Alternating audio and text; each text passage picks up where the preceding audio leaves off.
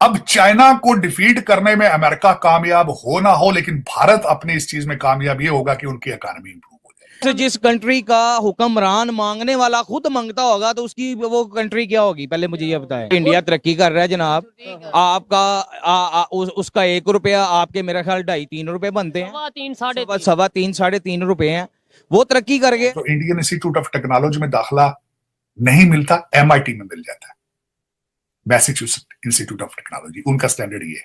India हर चीज अपने घर में बनाता है, बाहर की कंपनी को कहता है जी कि पहले हमारे नाम से बनेगी चीज जो भी बनेगी। कि हमें जिहाद करने के लिए भी खुराक की तो जरूरत है, तालीम की जरूरत तो है। कि दुनिया में जहां इंडिया होगा हम नहीं होंगे तो फिर इंडिया हर जगह होगा, तो इसका मतलब आप कहीं भी नहीं होंगे। डायलॉग चल रहा है, वहां पे एक कमेटी बनाई गई है जो रिसर्च कर रही है कि खुदा मेल था या फीमेल था। तो this is what their priorities right now. ठीक है, प्राइम मिनिस्टर मोदी जो है वो step by step Muslim world के करीब हो रहा है। खाने को आटा नहीं है, खाने को आटा नहीं। सऊदी अरेबिया इस वक्त खुल गया, सैन में चल चुके हैं, बॉलीवुड के शो हैं, लेकिन आप चाहते हैं जिहाद करना। इंडिया शुरू से ही जो है ना 30-40 साल पहले से ही वो ये मारुति इंडिया की बहुत बड़ी गाड़ी की सुजुकी है। उन्होंने कहा कि ये जो भी बनेगा ना फर्स्ट टाइम हमारा बनेगा और सारी उम्र हमारा ही बनेगा। तो आपने मारुति सुजुकी की बात की है, हमारे यहाँ पे भी सुजुकी आई काम कर रही थी, वो तो टोयोटा अपनी यहाँ से।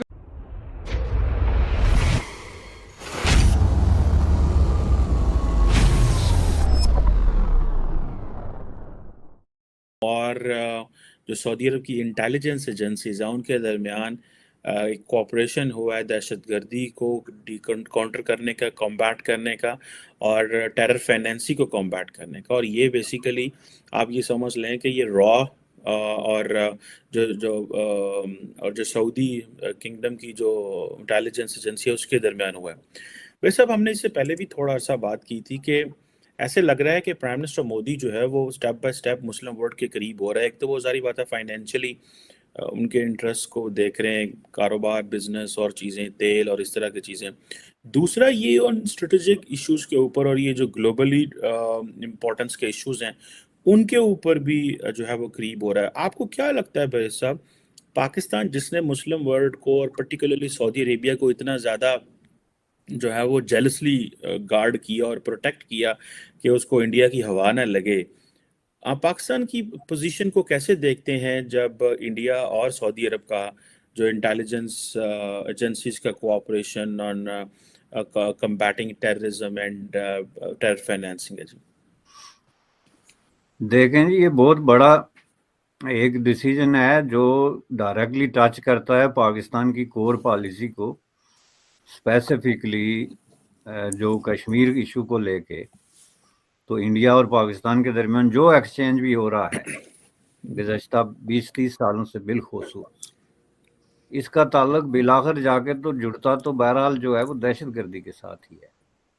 तो उस हवाले से अगर एक कोऑपरेशन जो है वो होता है सऊदी इंटेलिजेंस एजेंसीज और इंडियन इंटेलिजेंस एजेंसीज के दरमियान, तो इसको कम्बैट करने के लिए, तो उसमें जो नंबर 1 सवाल उभर के आएगा वो कश्मीर में आएगा। क्योंकि इंडिया को इस वक्त जो है अगर किसी थोड़ी बहुत किसी तरीके से किसी मिलिटेंसी या दहशतगर्दी का कोई खदशा है या सामना है, पहली बात है सामना तो अब नहीं, खदशा कह सकते हैं आप, जो इक्का दुक्का वाकयात हो रहे हैं, तो उसमें जाहिर है वो कश्मीर के अंदर ही है। बाकी तो कहीं उस तरह की उस countries they are accepting rupees as a currency. Sir यानी 33 countries are ready to trade to accept rupee as a रुपी।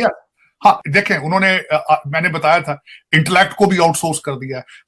हर बड़े इंस्टीट्यूशन का सीईओ जो है वो इंडियन भारतीय निजात का है, and they are okay with it.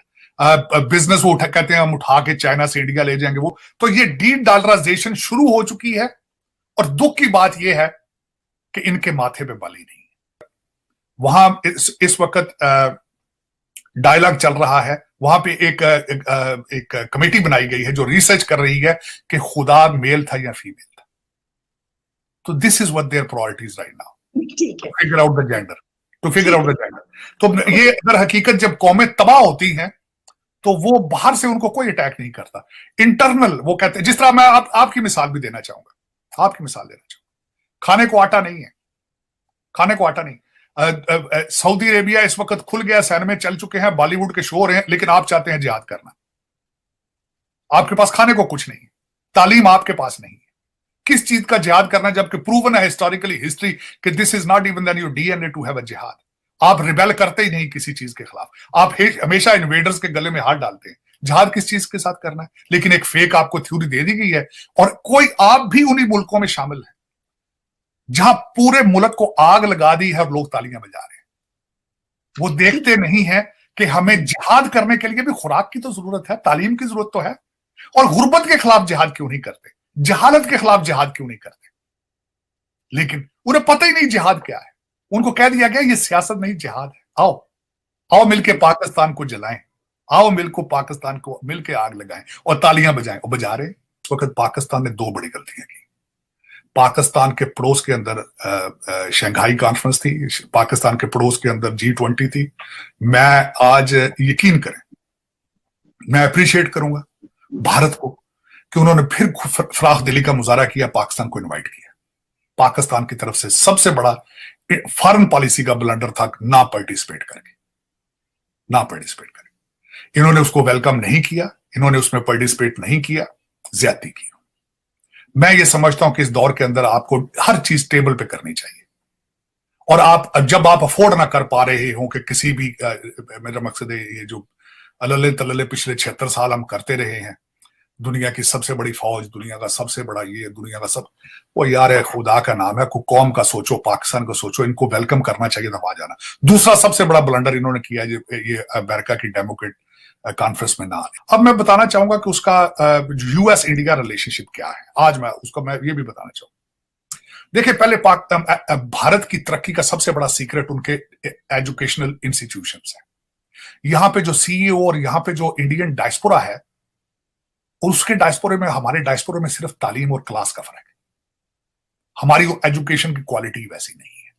जब हमारे आप इस वक्त आपकी ख्वाहिश क्या है मीरुल मोमिनीन की कि उर्दू में एमबीबीएस कराया जाए, उर्दू में अंदर ही सारा कुछ हो, उर्दू प्रमोट करें। जिहाद के लिए तो उर्दू ही होती है ना।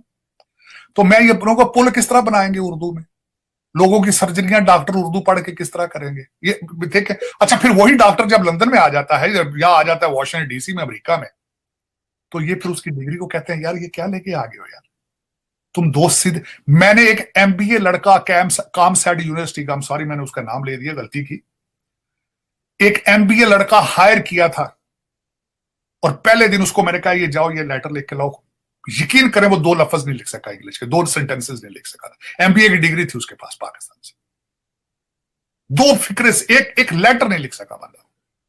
अच्छा, फिर मैं आगे चलना चाहता हूं कि जब डिग्रियां लेकर उनके आईआईटी से, यहां पे जो मैंने आपको एक और बात बताना है, जो इंडियन इंस्टीट्यूट ऑफ टेक्नोलॉजी में दाखिला नहीं मिलता, एमआईटी में मिल जाता है, मैसेच्यूसेट्स इंस्टीट्यूट ऑफ टेक्नोलॉजी। उनका स्टैंडर्ड ये है। Majority of the CEOs, majority of their high performing Indian diaspora is graduated from there.